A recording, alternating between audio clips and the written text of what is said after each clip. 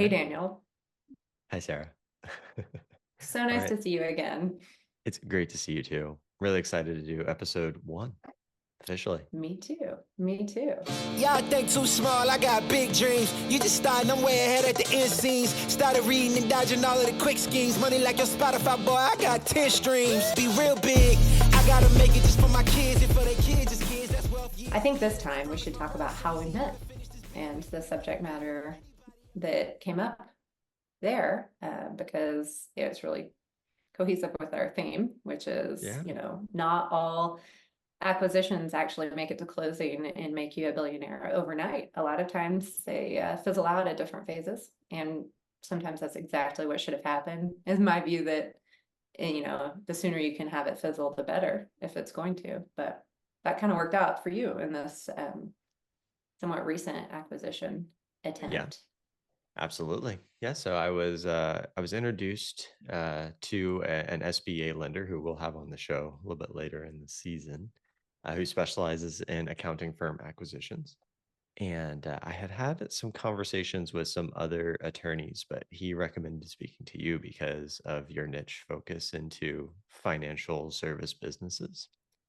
And I was having such a tough time with the LOI. I just gotten my first signed LOI that was like just a basic template. And you and your advice and your course on LOIs was like a game changer for me.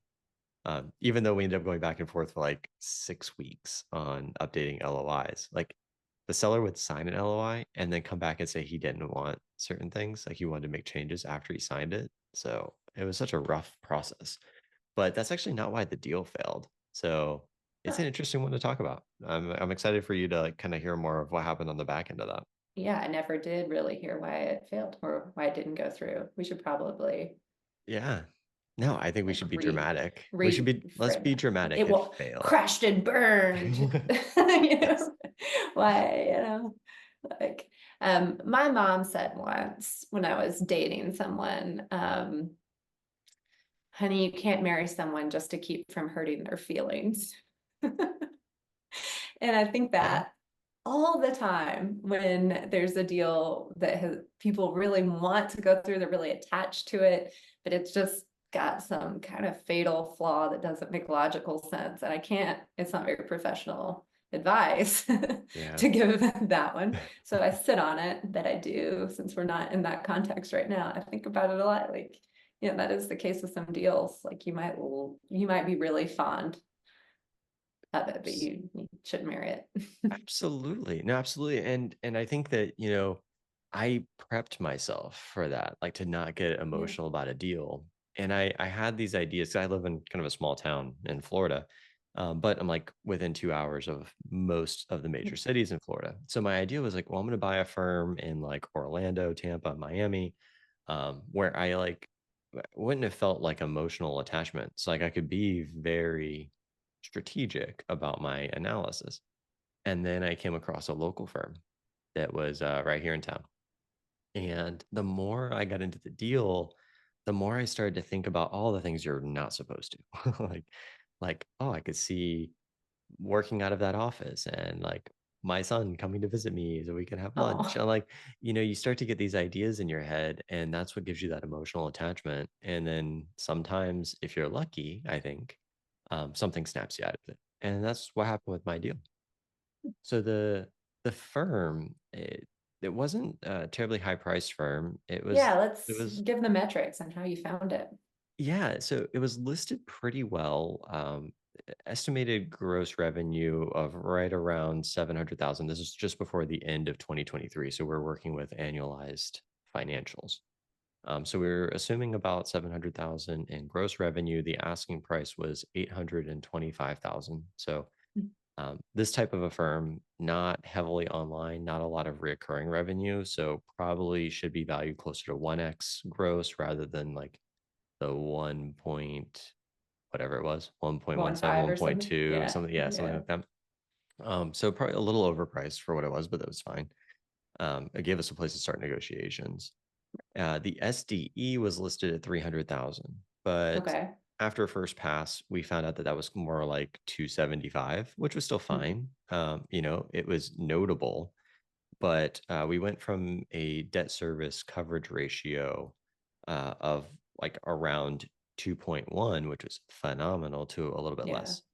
So just as a quick segue, debt service coverage ratio, for everyone listening, is the firm or the business's ability to cover your loan payment. So if you go and get an SBA loan, you have to make a monthly payment for the SBA loan. The amount of cash you have left over each month after you make that payment is, factors into your debt coverage. So you want to make sure you have at least 1.5 ratio. So you want more money than what it costs for you to pay in the loan, Assuming you want to make money. which is not always the case. No, Which, if you're just looking to uh, lose money, then do whatever you want. And that's not right. everybody's getting SBA financing, but in the True. financial services firm acquisition, it's so common that it's made the market. So even when there's not SBA financing on the table, people Yeah. really care about the same metrics and use the same numbers to evaluate the strength of a deal as though they Okay. are a bank. And so it really, that's exactly right. And you're exactly Yeah. right. Like the 1x multiple is typical when you're dealing with somebody who can't just, be a cloud-based firm that can pull from buyers on the coasts and stuff like that. So it was a Right. little high, but not crazy. A lot of people will, there was this huge transaction last week that was, like a 10x multiple, and everybody got super excited. But somebody who lists for that knows it seems reasonable off Yeah. the start. You're like, all right, they want to sell. And I'm assuming it was an older person who was Yes. looking to retire. That's right. Yes, looking to retire. And it was priced, I think it was priced to negotiate. I think they did it Yeah. wisely. So you mentioned this in episode 0. Actually, one of the surprise kind of landmines for me in this deal was that the seller owns the real estate, owns the office. Really? Yep. Okay. And he wasn't paying himself a reasonable amount of rent. So what he wanted from me post-acquisition for rent was going to be about $1,000 higher than if I factored in the real estate into the loan. Oh. So yeah, he wanted an additional 750,000 for the office space, which it was worth it. I mean, that was a good deal. It was actually probably underpriced. And was the bank like, were they going to blend the term of the loan to give you like yeah. So they were cool with it. And what we were actually able to do is flip the cost. So because the building we assumed would appraise higher, we assigned a value of the 825 to the building and the 750 to the business, which gave us that 51% split. So instead of the 10-year term, we could do the 25-year term. Perfect. So just to like back up and make sure people follow that, because it's so powerful. Just the SBA term for buying a business is a 10-year note usually. And I think if you're using financing for, like a mortgage for a property, you're getting 30 years. So this means if you're getting the real estate as a part of the deal, you can take advantage of this super long runway of 25 years for the whole thing, not just the real estate component. That's like very powerful. Right. And just that one element alone really made that possible, because by extending from 10 years to 25 years, we were able to keep the debt service coverage ratio, the DSCR, at 1.6. So we were still above the 1.5 where we needed to be. So that was great. And so we had some bumps in terms of seller financing and, kind of how we were going to structure the deal. But ultimately, we got to a place where we were ready to start due diligence. And having an accounting background, I decided to do a first pass. I would never do my own due diligence, even as an accountant. I'm bringing in somebody else. We've got some really great due diligence folks, especially in the Business Buyers Club and in my network. So, but I want to take a first pass at it just to see what I was looking at. And a couple of things came up. So the owner's a CPA. There was also a CPA in the firm, according to the website. When I got the payroll report, that CPA was no longer there, and that wasn't disclosed in the beginning. So that was a pretty major impact. So without having a CPA in the firm, I'm not a CPA, I'm an enrolled agent. So we were going to have to drop CPA from the firm name, but we were also going to have to drop any CPA specific related services. and Yeah. compilations made up about 10% of the revenue, which not a huge deal. But when we took that out and we assumed that we would lose the related billables that were tied to the compilations, that dropped the debt service coverage ratio to like 1.37, which Mm. if we were generous with the SDE, that would get us like 1.4. Mm-hmm. So technically below the threshold. And like the bank could have just killed it there. But they were willing to make an exception because some of the other qualities of the deal looked really good. There was good real estate, there was good equity. So things were looking promising. Um, and then we got into salaries. So I started going through staffing. And so with the seller CPA leaving, we were going to drop CPA, no issues. We could keep the other accountants. There was 3 other staff members. One, an accountant who had been there for 35 years, except she, and then this came up in a seller interview, um, found out that she was planning on retiring after this season. So like in 2-3 months after closing, I was going to have to replace this very senior accountant. The other staff member that had been there for 20 years was actually the office admin, not an accountant. So not another senior accountant. The only other accountant in the firm had only been there for 6 months. And when we started looking at what that 35-year veteran accountant was getting paid, she was pretty far under market. So when we considered what it would take to get another accountant in, paying them a market salary, that 1.37, 1.4-ish debt service coverage, it got tanked. It got grenaded once I factored in updating salaries to current market rates. Yeah. And yeah, when it came to turning in the financial forecast to the bank, that was it. That was all she wrote. Oh man.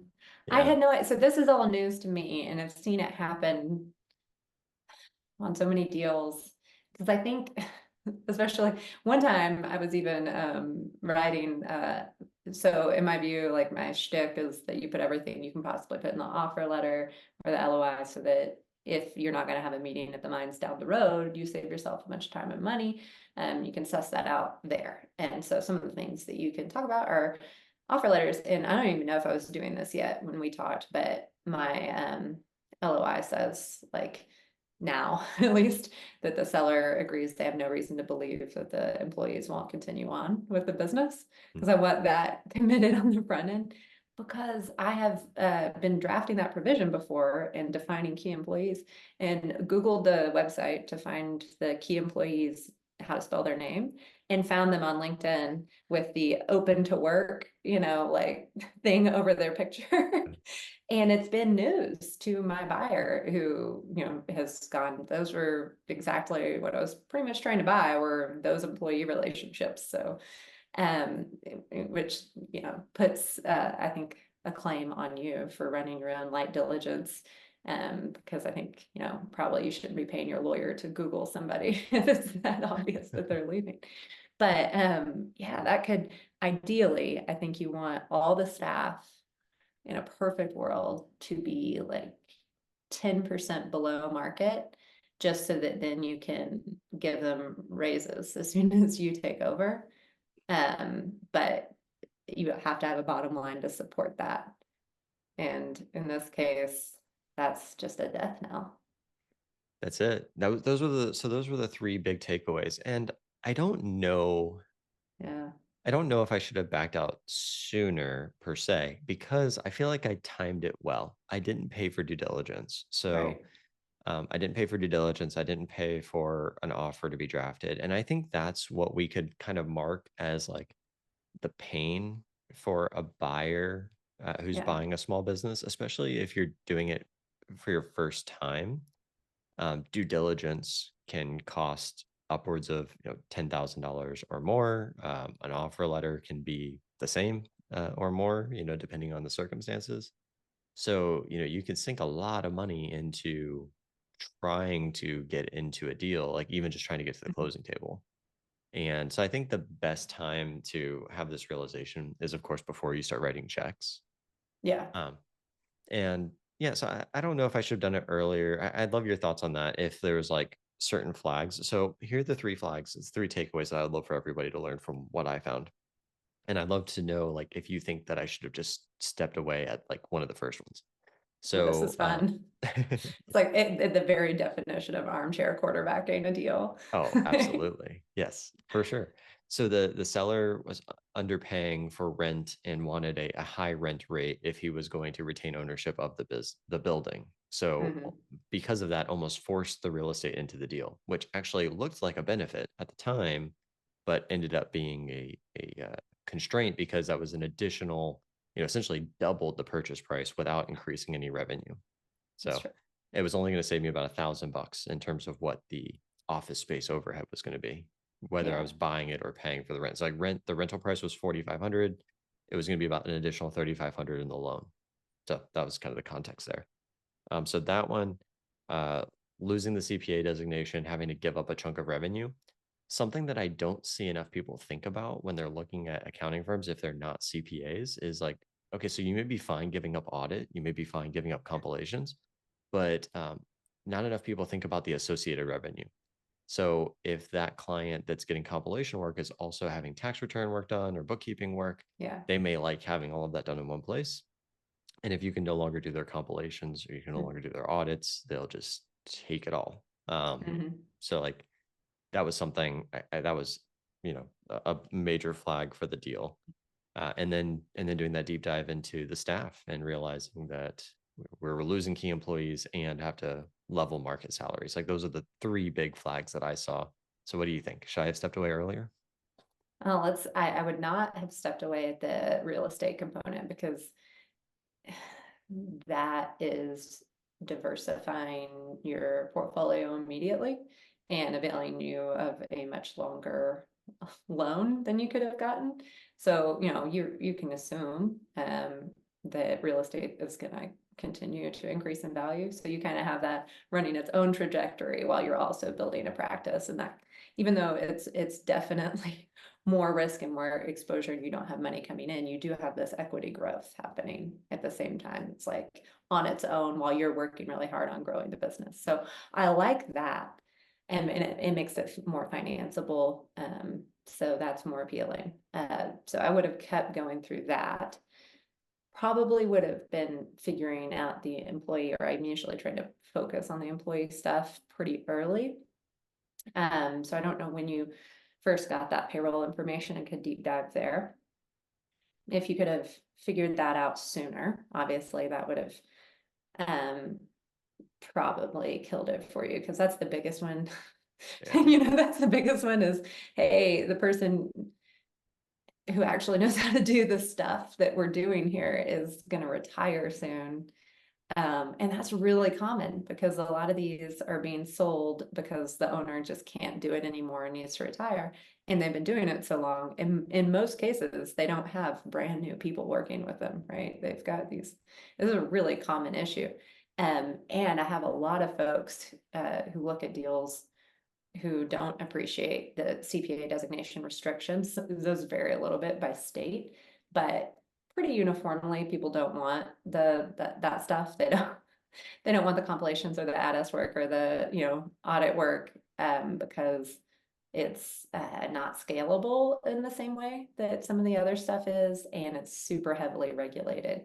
And just to back up in case people don't know what we're talking about, like it's a regulated space, being a CPA. And so in a lot of states, if you only CPAs can own CPA practices. So if you're just a regular ETA, entrepreneurship through acquisition person, you're going to look at a target and not maybe immediately understand that the target will know it. And sometimes they're very attached to their CPA designations. But then you have a situation where you have to carve it out and do you're going to do an asset purchase, hopefully either way, but you have to carve out all the non-CPA work.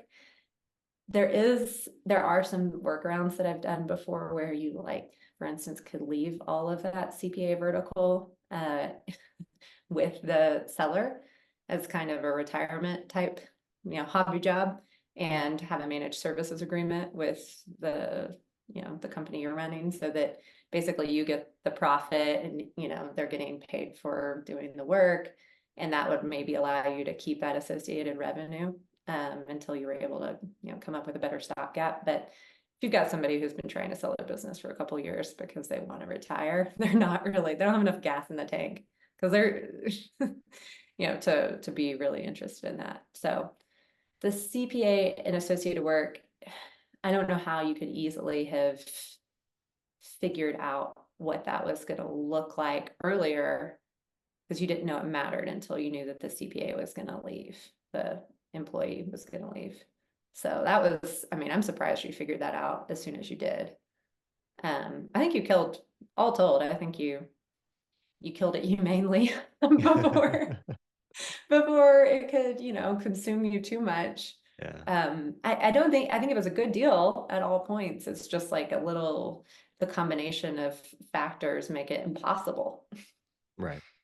Yeah, I think the thing that I learned, and I only know this now because hindsight, because I've been vetting other deals, and Yeah. because I learned that. So this being my very first one, I was so in Profit and Grow, my accounting firm, we focus so heavily on profitability and how to scale businesses by using the financials. So once I got the P&L and I had something to do forecasting and projections with, and I had the balance sheet and statement of cash flow, like I was just sucked into that because that's my world. Like that's where I'm comfortable. I asked for the payroll breakdown and like the staff report and the roles and responsibilities pretty late in my first pass of the due diligence. So it would have gotten caught up in a QOE and a quality of earnings report during due diligence. So it would have been caught at some point.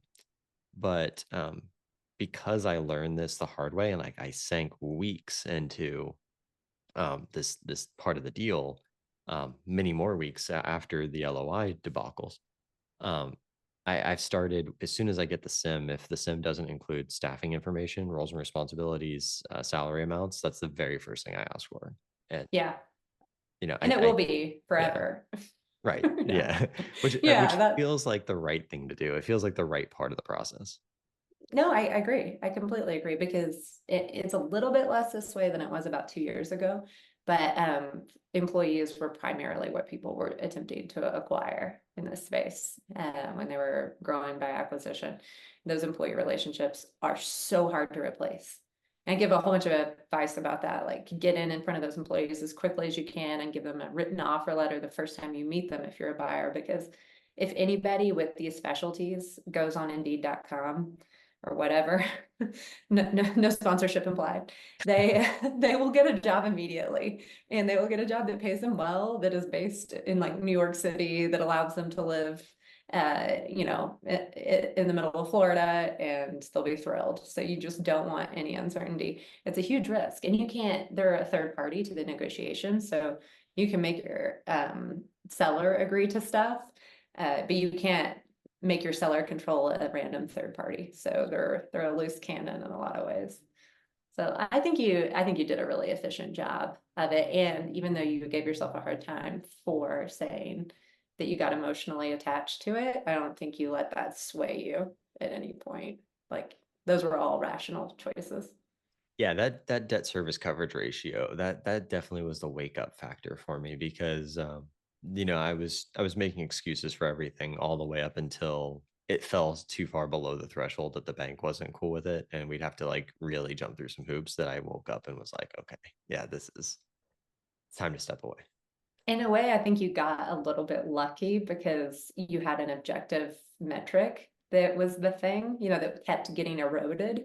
Whereas a lot of times it's a more nebulous kind of emotional thing, like, that's hard to put your finger on or quantify, but you're getting red flags. You're getting the idea that maybe the seller is going to not be working with. I had a deal fall through last year, same kind of thing. It was not, the metrics were okay. It was the presentation was a little bit hidey, and a super common thing in this industry in the last year has been people preparing PPP and CARES Act stuff for their clients. And that doesn't always show up on people's books because, it's if people bill hourly, they're just billing hourly. They're not saying, this was preparing a PPP loan, something for a client. They're just, preparing it hourly, so it's all bulked in. And when you only have financials from 2022 and 2021, those can be artificially inflated by doing services that are no longer doable because the CARES Act is gone. It's very hard to tease out. So sometimes people are forthcoming about that. A lot of sellers will just point that out, and they've tracked it because they're doing that. And sometimes they bury it, and they're very reticent to answer any questions about what is called non-recurring revenue. And it's not the fact of the non-recurring revenue, it's the way it's presented that is cagey. And you think, if somebody is hiding something now, what am I going to find when I dig in deeper, or what am I not finding? And that's, I think, the harder one to pull a plug on, is where you can't quite put your finger on something. You had a beautiful ratio that was just like ticking down for you. So it was like getting red and alarms were blaring as your service coverage ratio goes below 1.5. So maybe that's it's a really good reason to find your metrics and stick to them. Well, I think that's a call out, and I know we're getting close to time for our episode here, but one of the benefits, there are intermediaries out there, there are buy-side brokers, there are advisors out there, but they aren't all made the same. So I think some of the most important factors that you have to keep in mind, whether it's something that you want to learn about personally in reviewing your deal or analyzing your deal, or if you're going to use this to vet out your professionals that you're going to work with, understanding your key metrics that will help you do a deal. So unless you specialize in turnarounds, and you have to, like, you would know that, like, if you hear turnarounds and you're like, what's that? That's not you. You want revenue to be going up. Like, you want revenue to be growing. You don't want to come in. You're not coming in to save a business. Like, you want it to be growing on its own. So number one, revenue is going up. We could probably talk about gross margin, but most important, I think, is going to be your net margin. So the net profit, depending on industry, needs to be between like 15 and 30%. If it's over 30%, you're pretty good. And then the debt service coverage ratio needs to be at that 1.5. So that's going to be your loan amount, either annualized or monthly, divided by the monthly or annual cash flow. So learn those yourself, or find a professional that does know them, and that will help you keep from getting too emotional in these deals. That's a good takeaway. Thanks for sharing about that. I'm glad to hear, kind of the details of the whole spectrum of what you went through to find one that you're really excited about, but it didn't pan out. And yeah, that happens a lot. It's impossible or very rare, non-existent maybe, for somebody to go all the way through to closing with their first target. So great lesson learned, but excited to continue to look at more and more deals. Yeah. So, if you got some value from this episode, thanks for listening. Please like and subscribe on whatever platform you're seeing this on. Thanks so much. Right. See you next time. See ya. Bye, Daniel. Big, I gotta make it just for my kids and for their kids' kids. That's wealth years and years. Promise my brother soon as he out and finish this bid, we finna do it big.